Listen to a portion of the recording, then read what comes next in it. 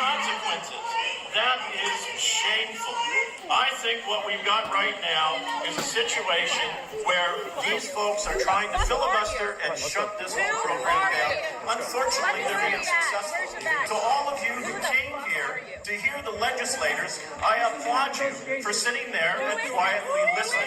I promise we will get back to you. In the meantime, we've just got to be a little aggressive with some of these folks here. Look at her. Oh, no, I shouldn't be removed. I shouldn't be allowed to cry. You're not helping. You're not helping. You are not helping. Let's go. Excuse me, Sheriff Norris. This gentleman is assaulting me. This man is assaulting me. This man is assaulting me. Is this your deputy? Is this your deputy? No. No, is he your deputy? Is he a deputy? No. He's our deputy. Who the fuck? Hey.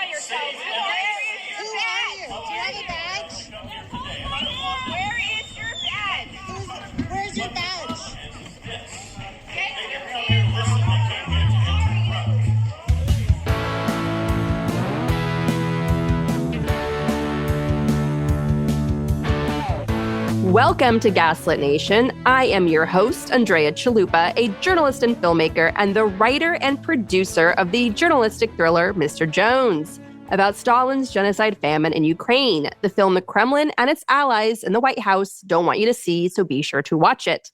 Our opening clip was bystander video of Dr. Teresa Borrenpohl getting forcefully dragged from her seat in a town hall in Coeur d'Alene, Idaho, by three wannabe tough guys who refused to identify themselves, as Sheriff Bob Norris, speaking from the stage, threatened to arrest her for exercising her First Amendment rights protected by the U.S. Constitution.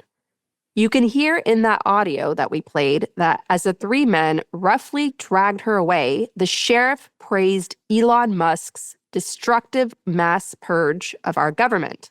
The sheriff is now under investigation, along with those men, and a GoFundMe was set up for Dr. Borrenpohl, which raised around $250,000. Keep in mind, Dr. Borrenpohl was there, along with others, protesting Republican cuts to Medicaid when she was forced out physically. And Americans united and said, we're going to give this woman $250,000 and demand an investigation. And now that's what's happening. Okay, Americans are fighting back. Do you hear the people sing? If you want to know how to fight back, look at the show notes for this week's episode. We list it all there. If you want the fascism weather report and ways to resist, you've come to the right place. I'm joined today by my dear friend, Terrell Starr of the Black Diplomats podcast and Substack, who is reporting from Kyiv, Ukraine. This week marks 11 years since Russia invaded Ukraine and 3 years since Russia launched its full-scale invasion, repeating Hitler's assault in World War II by attacking Ukraine in the early morning hours.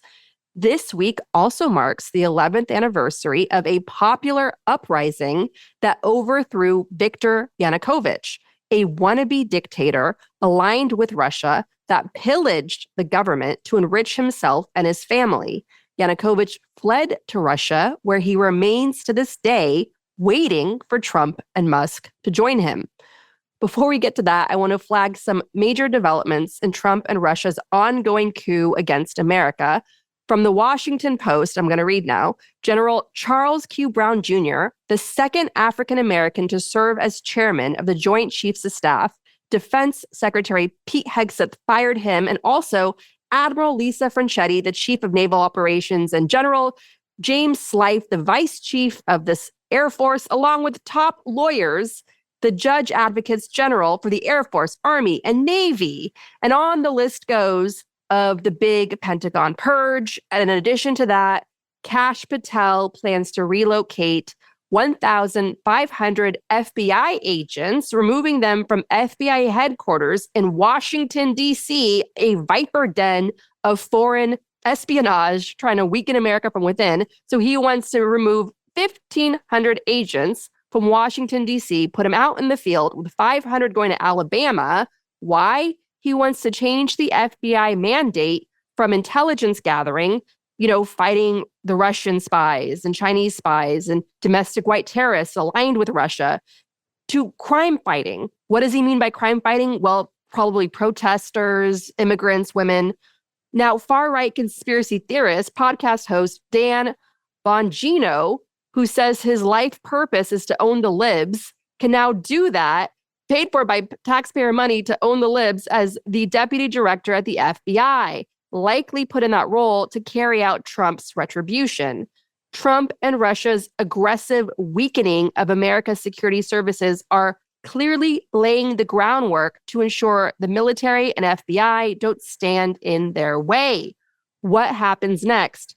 Trump is following the dictator's playbook, including fulfilling the Kremlin's wish list of weakening America from within. So let's look at that playbook. 3 years ago, ahead of Russia's full-scale invasion, U.S. intelligence warned that Russia would use a false flag operation to justify its invasion of Ukraine. That didn't happen because U.S. intelligence called them out on it, and they just carried out the invasion anyway. False flag operations are a fake terrorist attack created and blamed on a scapegoated group like Ukrainians or somebody else.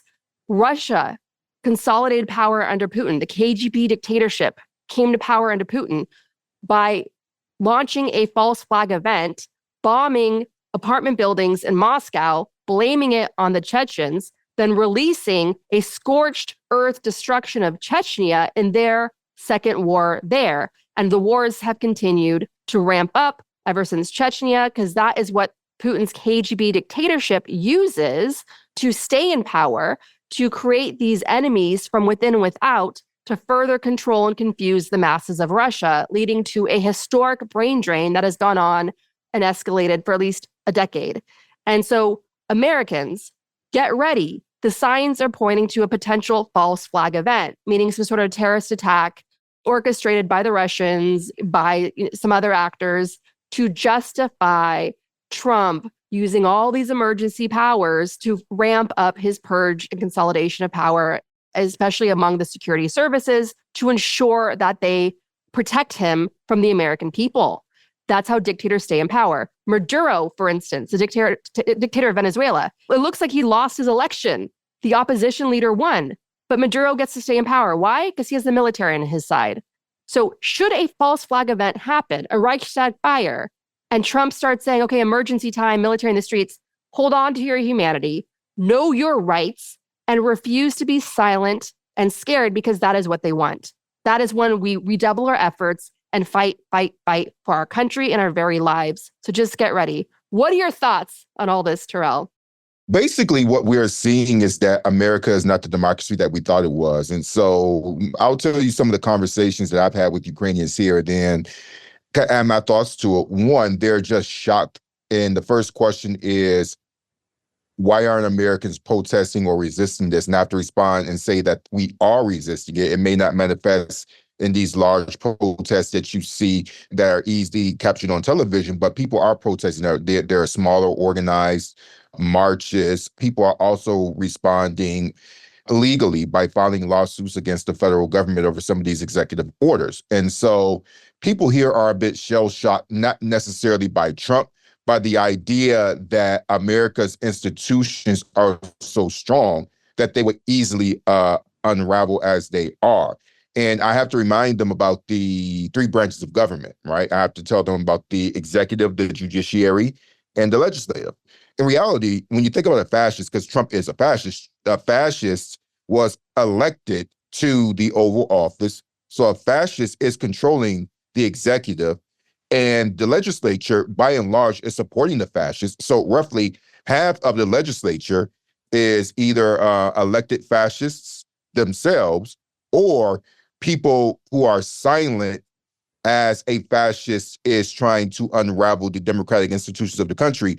And the only thing that is holding us together is our judiciary.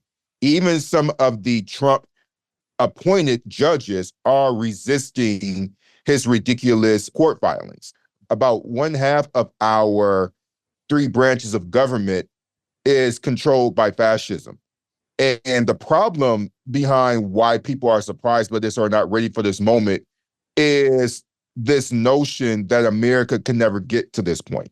That's the fundamental problem. And so the way that we talk about political science, the way that we teach it, needs to have a wake-up call and really speak to some of the weakenings and failures of the United States. And so, when you think about the biggest irony with Hegseth is that he spends so much time talking about DEI, and you have a Fox show host who fired 2 4-star generals. Think about that, right?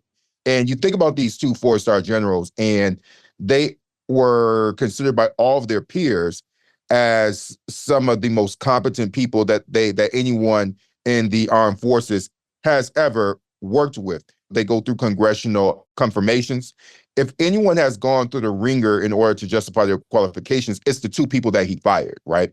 His only claim to fame is roughly 3 or 4 years in U.S. service, which, listen, you could talk to a number of Americans who served in the military, so that's really nothing remarkable to put on your resume, right? Because both my parents served in the military. I don't think that either of them would qualify to be a defense secretary, right? That's the other thing.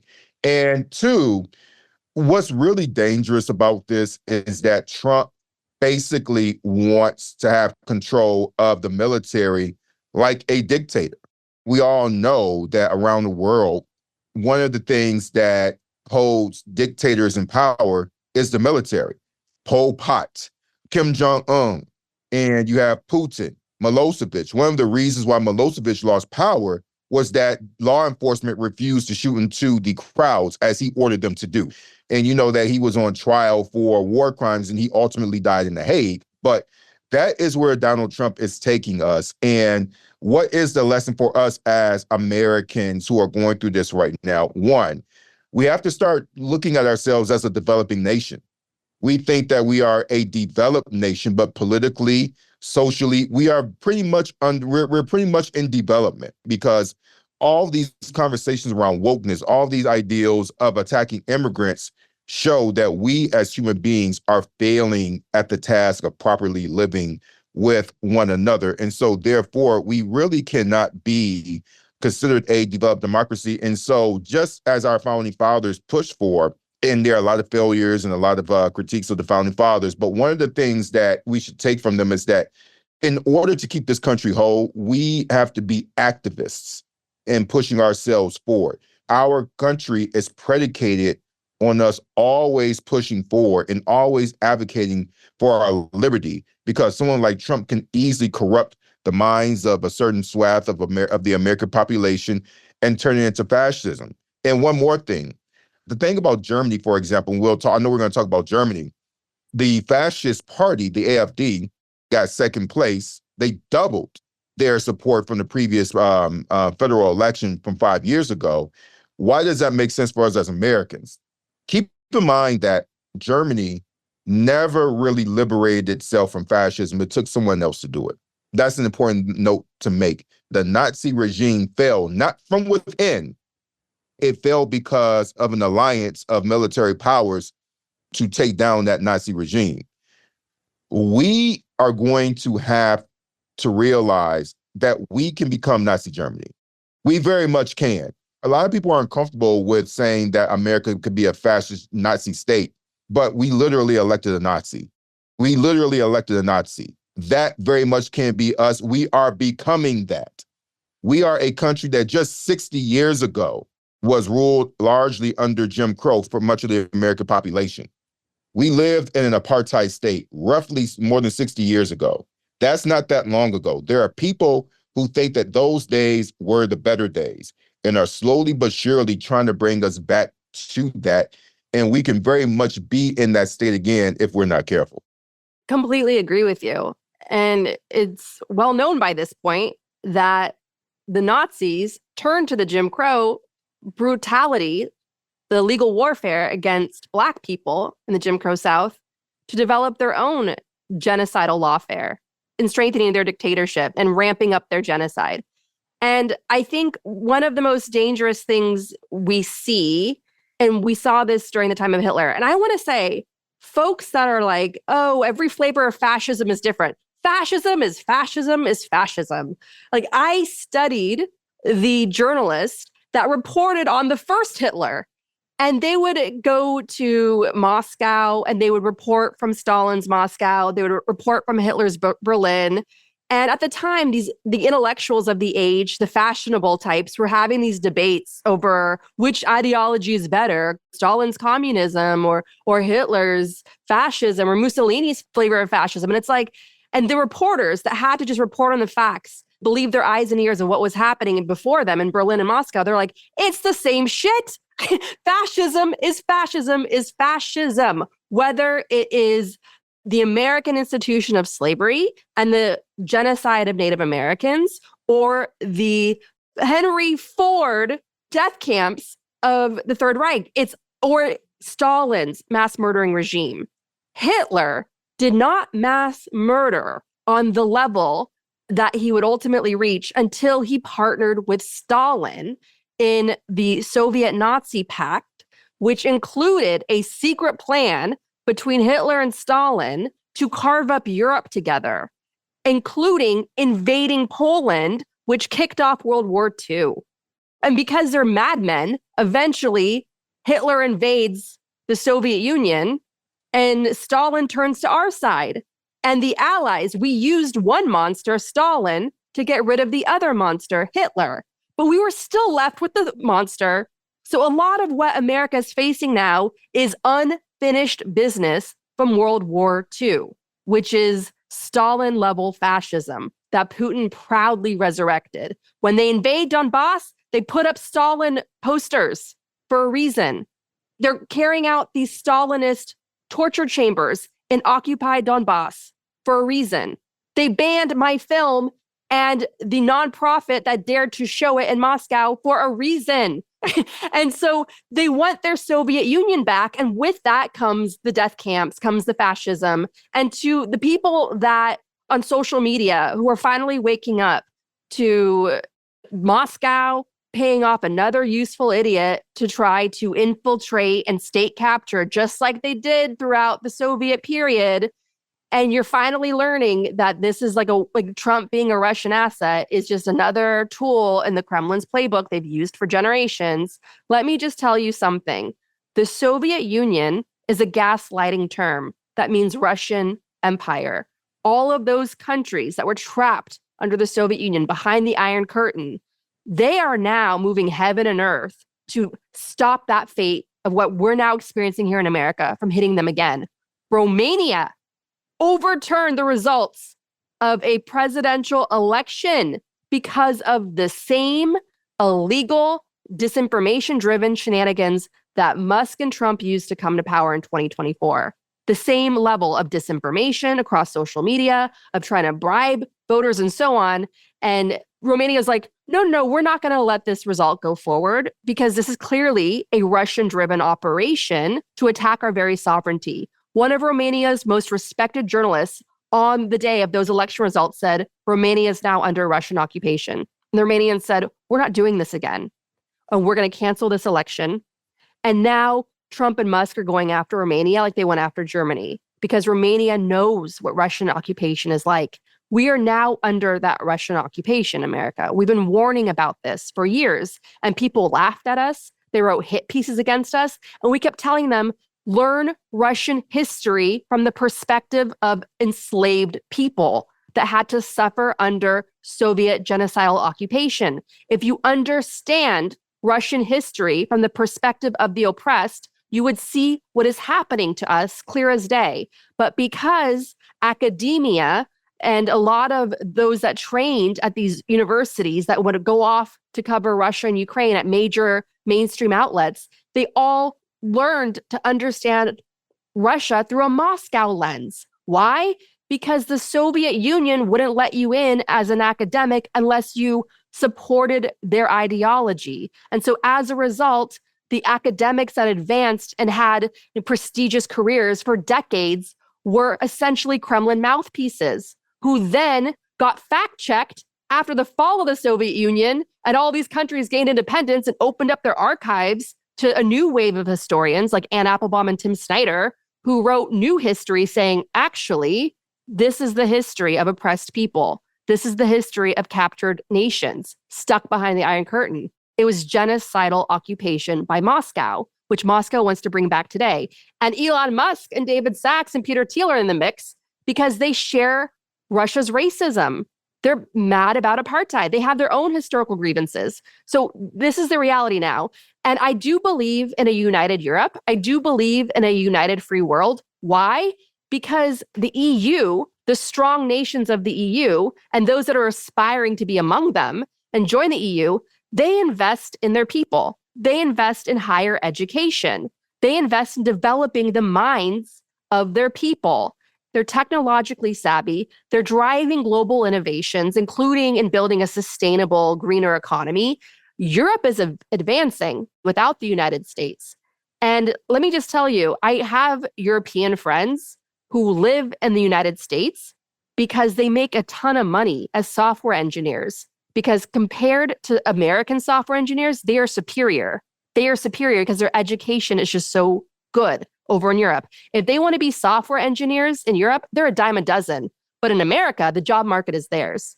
Okay, that's why they live here, because they could be kings and queens in this, but like back home, they're a dime a dozen. That is a warning to America. Republicans have invested so much in dumbing down Americans that we cannot compete in a war against the EU and the other NATO countries. Their minds are superior to ours. And that is the same dynamic that existed between the North and the South. When the Civil War broke out, Sherman, who had become General Sherman, was in Louisiana at the time, and all his friends around him were like, oh, you're going to fight for us, the South, right? And he was distraught. And he said to them, you don't know what you've just done. You Southerners, you may be winning in the early stage of the war with your bravado, but pretty soon the North is going to defeat you because they're intellectually and technologically superior to you. And that is exactly the dynamic that is existing now between the US and the European Union, and including the UK. If Europe has the will, they have the way forward to protect the free world, to ensure victory in Ukraine and a defeat of Russian fascism. Putin's last card that he has left to play is Trump. Putin's economy is on the verge of collapse. It's undergoing a crisis brain drain that has been accelerating for a decade. There's hyperinflation, last seen since the collapse of the Soviet Union. And you have not enough bodies for his meat grinder that he created with his invasion in Ukraine. The North Koreans came over and they left. They got snuffed out by the Ukrainian army. And they're too busy watching porn on their phones in the relative freedom of Russia. They're like, we don't want to fight. North Koreans were useless to the Russians. Putin is stuck. He's in trouble. And the only thing he has left is Trump and Musk. So if the free world unites with strength and resolve, we can overcome the Trump-Musk threat. All of Musk's businesses must be banned across the EU. They need to take a stronger stance against disinformation there. And they need to tell these social media companies, like, we're going to regulate the shit out of you unless you solve your fact-checking crisis problem that you've created that helped bring Trump to power in the first place. And on the list goes. And we can ultimately get through this. I want to play a clip of French President Emmanuel Macron, who has emerged as a new leader of Europe, saying that we need to mindfuck Putin. We need to make him scared that everything's on the table so he doesn't know which direction we're going to go. And he's right. And we need to back up Germany, and France will provide a nuclear weapon shield for Germany should the US pull out of Germany. France will fill that void and protect Germany and all of Europe. And Emmanuel Macron just visited the White House, where he was promoting Europe's plan for a fair peace for Ukraine that doesn't sell out Ukraine to Russia or exploit it for its natural resources. So he's there promoting that. And in the midst of that, he was trying not to laugh in Trump's face as Trump was rambling on about searching for gold in Fort Knox. And he also had to fact check him a couple times. I'll play a clip of that. I support the idea to have Ukraine first being compensated because they are the one to have lose a lot of their fellow citizens and being destroyed by these attacks. Second, all of those who paid for could be compensated, but not by Ukraine, by Russia, because they were the one to aggress. Again, just so you understand, Europe is loaning the money to Ukraine. They get their money back. No, in fact, to be frank, we paid 60% of the total effort, and it was through, like the US, loans, guarantee, grants, and we provided real money, to be clear. Okay. We have 230 billion frozen assets in Europe, Russian assets, but this is not as a collateral of a loan because this is not our belonging. So they are frozen. If at the end of the day, in the negotiation we will have with Russia, they're ready to give it to us, super. It will be loan at the end of the day, and Russia will have paid for that. If you believe that, it's okay with me. So what are your thoughts on all that, Terrell? You said something earlier about Timothy Snyder and Nat Applebaum, who are very renowned scholars, writing books about the history of slavery in Europe, and particularly with Russian colonialism. It's important to note that we have our own history. And I don't think that the Americans need to rely on anyone's playbook because we have our own.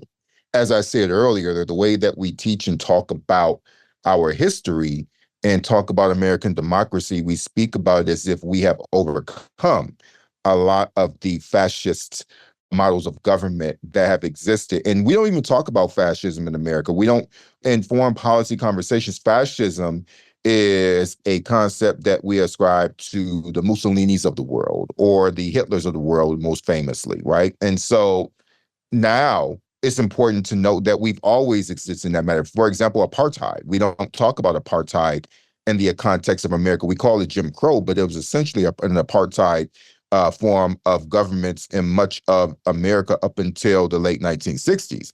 And so I see very much the way that Donald Trump speaks. He speaks about the America of old. He speaks about the times where life was better pretty much for white people, even though it was much worse for people who were not white. So when we discuss our country, some of the most productive work that we can all do is really learn how Black history is our history.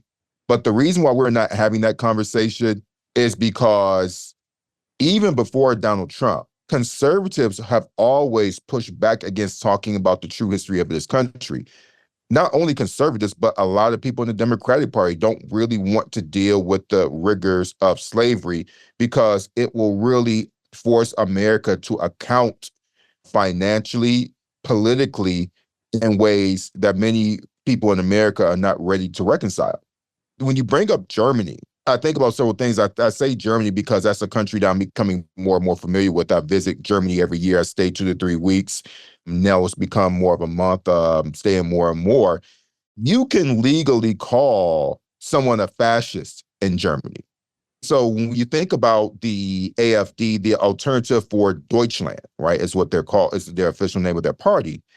It's legal to call them fascists. And I'm saying this because a higher court in Germany made this ruling when a AfD official won a state election and he was deemed a fascist, and legally you can call him that.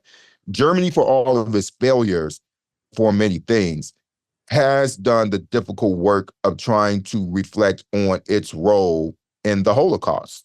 And again, it's a very problematic, very nuanced way to discuss it. But this idea that we're just going to outlaw certain things is a step that America rarely takes. Or you think about Romania, where they just completely said, you know what, this election is not legitimate, and we're just going to throw it out. That was their higher court that throughout that election. There's been very few moments in American history where that has ever happened. And a lot of that has to do with the fact that America, between its Black population, its white population, its Latino population, its Asian population, because our history is so racially fraught, we don't have the homogeneous population that can galvanize around one common national theme, like in Europe, right? So I think that's a major problem that we're dealing with. And so finally with Macron, I found it to be funny because he was trying to hold back his laughter. But what we saw was that the Europeans actually can resist and fight back if they choose to. Exactly. That's the main thing. And so the number one issue with Europe is that they never developed a energy industry or a military industry, an interconnected military industrial complex that could survive without the United States. And so what Europe is starting to realize is that not only is Trump's aligning with Putin is threatening Ukraine, it's threatening their own. And so the Europeans are legitimately have to think about the fact that what if the United States pulls out of NATO? Because I don't think people realize that it's not as difficult as people think that it is. Trump has to pretty much say we're going to drop out. The Congress has to approve it. Now, will the Congress approve that? That's a different conversation. But, you know, if Congress goes along with it, he can pretty much pull out of NATO, and that process can end in less than a year. That's a fact. And what would NATO look like without the United States? And so that's forcing Europe to develop its own security infrastructure independent of the states. Now, that's the worst case scenario. The best case scenario is that once we get a more sane president in, I'm pretty sure the Europeans will say, yeah, you can come back on into NATO, the United States, blah, blah, blah, blah. But it's not the fact that America can go back into NATO. It's the destruction that Trump leaves behind. Because at the end of the day, it's not about the country, it's about himself.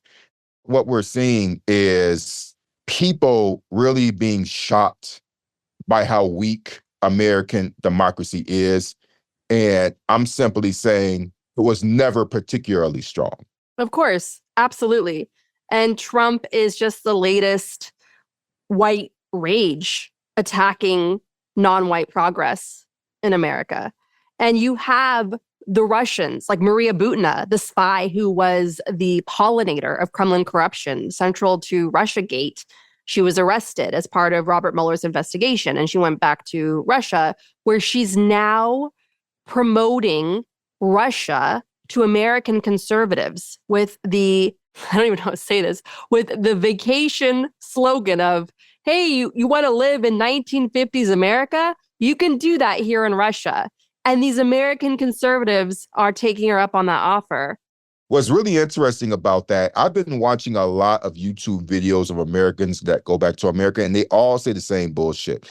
I want to go to a country that values the family, where there's no woke culture, where there are no transgender people in any pronouns, just all this stuff that has nothing to do with their lives. Now, mind you, a lot of these conservatives, and they're pretty much almost always men. White men.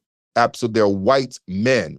What I find interesting is that for a lot of conservative white men, Maria Butina is considered a highly attractive woman. Now, again, I'm not saying this to make fun of her looks, like I'm not at all. What I am speaking to is the fact that there's a particular aesthetic that Russia politically understands that's attractive to the American white man.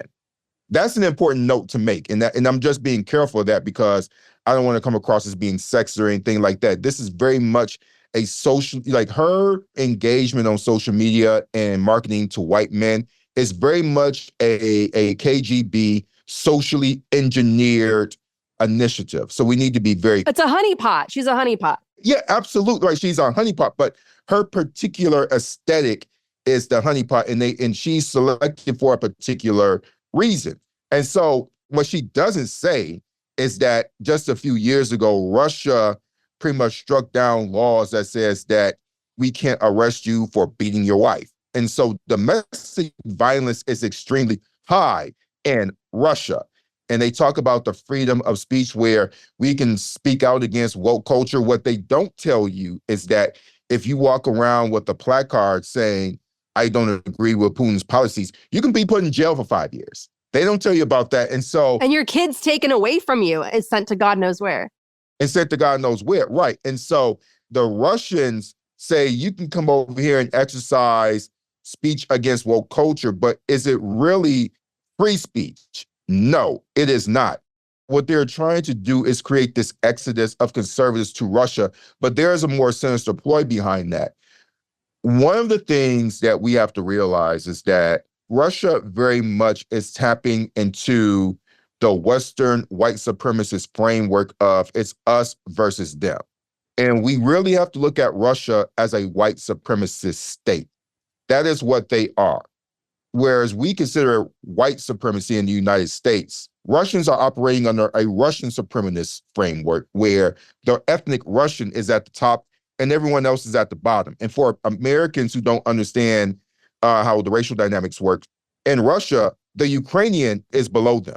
Not only that, the Russians have a whole genre of creating videos, viral videos, attacking immigrants on the street in Russia, including immigrants from former Soviet states. These conservative white men don't care about that. They want that. They want that same type of behavior to take place freely in the United States without any consequence or any penalty. And so, of course, Russia is going to be appealing to them. And so Russia is the white supremacist paradise. And that is what the government is trying to push towards the West. And it's very dangerous because the Russians, the AfD in Germany, one of the things that they all have in common is that we may differ on a number of issues, but we have our whiteness that can bond us together through it all. And we, as people of good faith, have to decide what is going to bring us together. That is the question that really is troubling the American public. So much of what pulls us together is racism and white supremacy and domination and people feeling like they have to be above everyone else. And my religion has to reign supreme over yours. And because I'm a man, I have to domineer over you because I can quote some passages in the Bible that justify me doing so. I don't have any problem with immigrants being beaten and killed because at the end of the day, I feel justified if I have to beat my wife into compliance. I should be able to do that too, which is one of the reasons why Russia is so freaking appealing because they legitimately have legislation that actually is in favor of making it easier for people to be domestic abusers. We are dealing with a global, psychotic, incel-induced society of people who want the world to be very much as fascist as they are, and we have to resist that. 100%. What Maria Butina is ultimately doing is she's recruiting Americans to come over to Russia and be turned into spies for Russia. One of these idiot white men that went over to live in 1950s America and Russia then got turned into a spy for Russia and sent into Ukraine to spy. So Five Eyes minus the US, like all intelligence services have to keep an eye out for Russia's latest operation. Like back in the day, the honeypots, the Russian KGB honeypots would have to infiltrate a network abroad. Now they willingly come because of their racism. Like they're being led to slaughter, essentially. But let's also look at the fact that what Russia understands is that white men, when it comes to Slavic women, are pretty gullible. The thing about Maria Butina is that she plays this role. And by the way, I think it's important to note, I wonder if she actually believes this bullshit herself. I have questions about this. She's a spy and she's a Russian patriot through and through. Yeah, she's a Russian patriot through and through. But I think that in Russia, they definitely, Putin himself definitely plays this role of we want to have more babies, et cetera, et cetera. But in reality, none of these people really care about it because at the end of the day, it's about their power. Exactly. They're like Republicans. We want you to have more babies, but we're not going to help you take care of them. Yeah, we're not going to help you take care of them. But more specifically, Russia is saying we want more white people who will align with us because at the end of the day, the Russian feels like they're superior to everybody, including these very white men. Let's keep that in mind. So these white men are utilities for Russian supremacy's greater purpose, right? Which is to reign a Russian way of thinking across the Western world that they hate, but they exploit. And so these are the same people who rail against the LGBTQ community, who rail against American imperialism, but all these people love Gucci. All these people love Mercedes-Benz. Their presidential vehicle in Russia is a Mercedes-Benz. So all these people love the trinkets of the West. That's why they're not going to use their nuclear weapons, because they vacation in the West. They send their kids and their mistresses to live in the West. Don't believe Putin's nuclear war blackmail. Do not fall for it. He doesn't want to destroy his vacation land and all his properties in the West. I think to really bring this home for our audience, what people need to know is that in America, we have these oceans, the Pacific Ocean, the Atlantic Ocean, that shield us, at least from a naval perspective, at minimum, from any major military threats. Canada is a friendly nation above us. Then below, you have Mexico, which can't harm us in any way. And so Americans have not had to deal with the anxiety of their sovereignty being threatened. We've never had to deal with that. Our sovereignty has only been threatened from within in any real way, right? And our democracy has only been threatened from within. What Russia is trying to do is that they're not necessarily going to be a military threat to the United States. What they are trying to do is to destabilize us. And they're destabilizing us by tapping into the worst of our society, which is racism, which is sexism, which is ethnic and racial division. And they know how to do that effectively because they did it in their own, quote unquote, near abroad. Russia, the Russian Federation, is nothing more than a settler colonial state. We don't talk about Russia being a settler colonial state. It very much is. The southern regions of Russia. Many of the people who are being forced to fight in this war come from those southern regions, the ethnic minorities. Settler colonial state. One of the main differences between Russia and the United States is that the Americas pretty much killed off much of its indigenous community. The indigenous communities of Russia, even though they themselves have been killed off in significant numbers throughout the Russian Empire in particular, their communities are still in Russia, in the southern parts namely. So Russia has experience with racial strife and racial division. And so they have mastered the tools of creating disinformation that taps into the worst of the racial strife across the West. And so we have to be mindful enough of this happening and not allowing ourselves to have people like Donald Trump who promise a particular group of people in America that the reason why your economic vitality is failing is because of these people being immigrants, Black people, Asian people, Mexican people. Until we deal with that particular issue in America, which is race, we're going to always be vulnerable and our democracy is going to always be under threat, just as it was more than 60 years ago when it was at its very worst. But those days are not that far away. Those are the days that Trump wants to take us back to. And if we do not rise up with our votes, rise up with protests, rise up in this next House election in the next couple of years, we are going to be at the threat of living in a Jim Crow society, which in itself is fascism.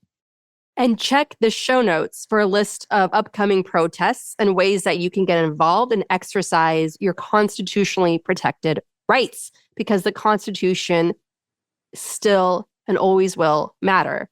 And I wanted to ask you, it's Black History Month. MSNBC celebrated with a bloodbath of canceling beloved Black talent, Joy-Ann Reid, one of my favorite anchors on TV. She was early in calling out exactly what you are saying, Russia's fascist threat against American democracy, in helping Donald Trump illegally in the 2016 election. When so many in the media were laughing off Russiagate, Joy-Ann Reid was reporting on it in July 2016. She was that early. And MSNBC just canceled her like that. They're also getting rid of other shows by Katie Phang, who's Asian, Jonathan Capehart, a long list. And in the past, they got rid of Tiffany Cross. And Anan, who was another Arab American guy, Aman, yeah. And they got rid of Tiffany Cross in the past, who was a fabulous anchor who said what needed to be said. And Melissa Harris Perry, who even before her was also that strident voice that you don't get enough of on cable TV. And this is a bloodbath. Why might MSNBC be doing this? Because Comcast is spinning off MSNBC to sell it. Basically, they're trying to sweeten the deal by putting a lot of establishment-friendly, predominantly white faces on MSNBC so that they can attract a billionaire white man to buy the network and turn everything into Morning Joe or worse. Do what Jeff Bezos has done to the Washington Post. It's very dangerous what is happening here. And this is like how Putin consolidated Russian state TV. He got friendly oligarchs to buy up all the networks. We already have a Republican who owns CNN and has ramped up Russian disinformation on CNN. Not Russia, Republican disinformation on CNN. So my idea that I want to manifest here in the universe is that billionaire Tyler Perry, step up, please, Tyler Perry, and use your money, bring together a bunch of investors and buy MSNBC and give Joanne Reid her show back, bring back Tiffany Cross, make MSNBC the network that we need today to fight this Russian-backed white supremacy fascism. What are your thoughts, Terrell? At the end of the day, what this is really telling us is that the news, mainstream media anchors and journalists who dare to tell us the truth about what's happening in this country are under threat. And it really is incumbent upon us to really recognize that this media ecosystem where we largely go to mainstream publications for much of our news is weak. And we need to support independent journalists, support Gaslit Black Nation. diplomats. Black diplomats. So I want to encourage people to come to Black Diplomats. Starting next week, I'm going to relaunch the newsletter where I make foreign policy less boring. And so I'm going to be talking about things such as trade. Why is it important for Americans to understand trade and how dangerous Donald Trump's tariff wars are?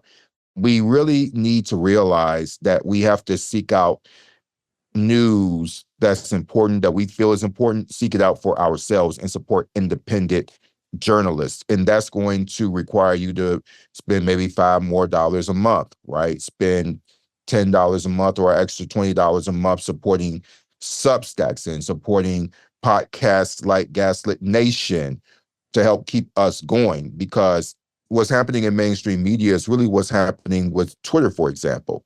No matter how much I try to engage Twitter, it's not a reliable source of news anymore. It's not a reliable source where I can engage my public anymore, because even though I have more than 270,000 followers on Twitter, I can barely reach a few percentage points of them because of the way that the algorithm is rigged. Facebook is the same. Instagram is the same. They're oligarchs that were front row at Trump's inauguration do this deliberately to divide and conquer. Right. And here's another thing that you notice, particularly on Facebook and Instagram. Notice that when you have the option of categorizing your post, there's no news section. None of these people want us to be informed and connected in a meaningful way with healthy, fact-checked information. With fact-checked information. And so that means that we independently as citizens are going to have to seek that out ourselves. And so I have, just from a revenue standpoint, or just being able to get people to support my work, I've lost out struggling financially myself for the very simple reason that these tools that I use to reach out to people to support my work, they don't exist anymore. Everybody is going through that. And so, whereas with the Joanne Reids of the world, they're losing their jobs, they themselves, she's probably going to do what Don Lemon is doing. He created his own platform, and sure, he has people that are Jim Acosta, all these folks. And so that is the new reality. Now, here's the good news, because I'm not a gloom and doom person, because I believe that there's always something that we can do to fight back. I genuinely believe that if we invest in ourselves, we invest in independent media, then we can take control of the ecosystem, because no matter how many billions of dollars that Elon Musk spends on Twitter, if you look at it as a trash site where a whole bunch of right-wing nut jobs are going to go, you just know that that's the place where all the nut jobs go. You're not going to go and get valuable news and information from them. We can create our own ecosystem. It's going to look different, but we can definitely do it. And we have to just be persistent and believe in ourselves and the fact that we can. Exactly right. And that's how progress has always been made. And I want to close it out by reminding all of the Americans, especially, you are not alone. A Black woman child of immigrants, came extremely close to becoming president of the United States. And they threw everything at her. The richest man on the planet was essentially bribing people to vote his way and got called in by a judge. He bought the largest social media platform and turned it into a disinformation machine for Russia and white supremacy in America, known as MAGA. And you had, of course, Republicans like Kemp in Georgia using the KKK playbook to suppress the vote, using AI to wipe thousands upon thousands off of the voter rolls. And the Russians were calling in dozens of bomb threats across the country. And then you had Trump and Putin ally Netanyahu, who was financially propping up Hamas, as you see in the must-watch documentary, The Bibi Files. We had the filmmakers on the show recently, and Netanyahu is clinging to power. His court purge didn't work, so by financially supporting Hamas all these years, that paid off, getting him his terrorist attack on October 7th, Putin's birthday. That's no coincidence, given that Hamas had been taking trips to Moscow, as well as Russian ally Iran in the lead up to October 7th. And now Netanyahu gets his forever war. And yes, it's a ceasefire, but he's still going, because once this war is over, there's going to be an investigation, and that might kick him out of power and finally force him into jail where he belongs. He and his wife, Sarah, two of the most corrupt, vile leaders on this planet. And so Netanyahu wants his Trump back. So he knows that his war crimes allowed by Biden, Mr. Status Quo, are going to divide and conquer Trump's opposition in the US election, just as Terrell warned on this show early on, and that proved to be true. That did play a role in people not voting or voting third party in the 2024 election.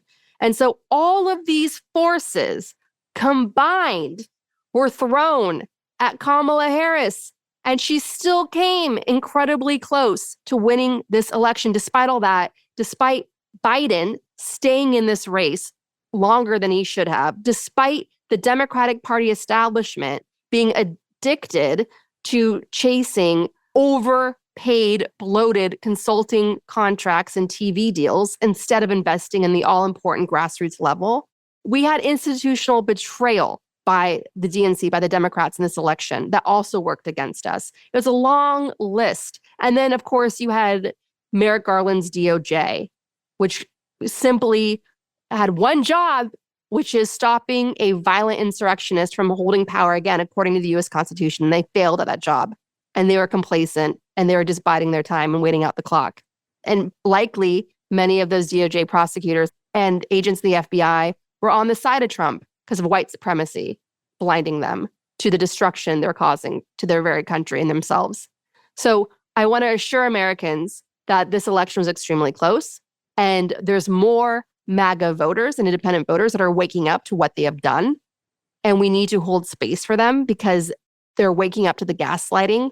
And some of them will come over to our side. Some of them won't, because they're all in it. They're all in for white supremacy. But just remind yourself in the darkest of times, no matter how dark it's going to get, and it's going to get dark, you are not alone. You are not alone. There are more of us than there are them. And yes, a woman will be president someday, including a Black woman. Let's just hope it's for a Democrat and not Ivanka Trump or Kim Kardashian, okay? Or one of her children. But yes, America, you are not alone. There's more of us than there are them. And to close us out, we know famously that Donald Trump loves show tunes. He has his favorite songs off of Broadway. But one of those favorite songs is not the one you're about to hear from Les Mis, which is a defiant anthem of the people fighting against a king. And this was a song that was selected to play at the all-important governor's ball at the White House, bringing together governors across our union who are on the front lines now of protecting the U.S. Constitution.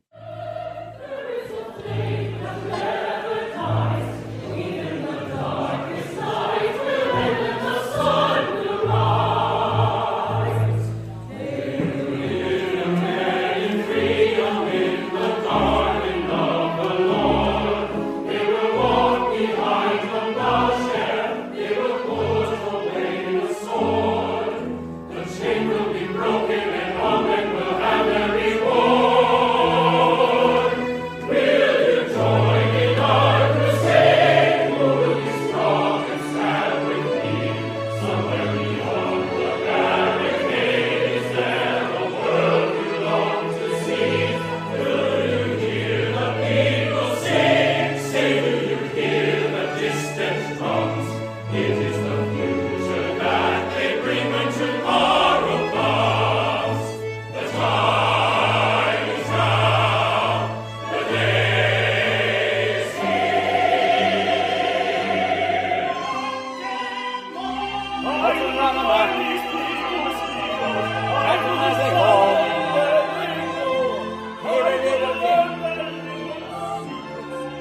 little touch.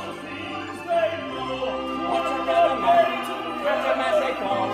Every million weapon is a thing for all. Here a little tip, there a little touch. Most of them are goners. Tomorrow we'll discover what our God in heaven has in store. One more dawn, one more day, one day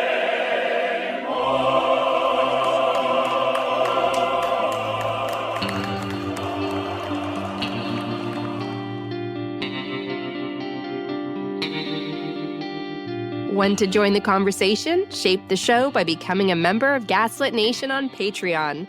Join our community of listeners for exclusive Q&A sessions, bonus shows, get all episodes ad-free, invites to live events, and more.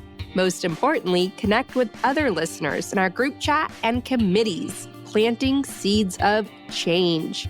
Sign up at patreon.com/gaslit. Gaslit Nation hosts Resilience Political Salons every Monday at 4 p.m. Eastern. Can't make it live? Recordings are available to our community on Patreon. Salons are your space to vent, ask questions, and connect with other listeners who also really hate Nazis. To help Ukraine with urgently needed humanitarian aid, join me in donating to Razum for Ukraine at razumforukraine.org.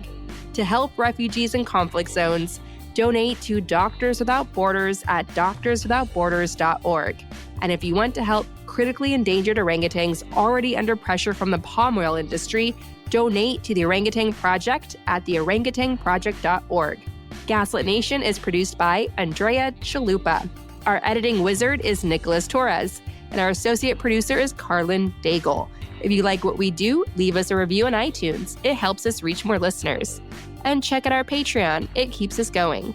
Original music in Gaslit Nation is produced by David Whitehead, Martin Vissenberg, Nick Farr, Damian Arriaga, and Carlin Daigle. Our logo design was donated to us by Hamish Smythe of the New York-based firm Order.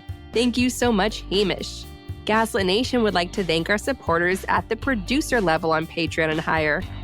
Diana Gallagher, Work for Better, Prep for Trouble, Abby Zavos, Lily Wachowski, TBL 92666, Sherry Escobar, Sydney Davies, John Schoenthaler.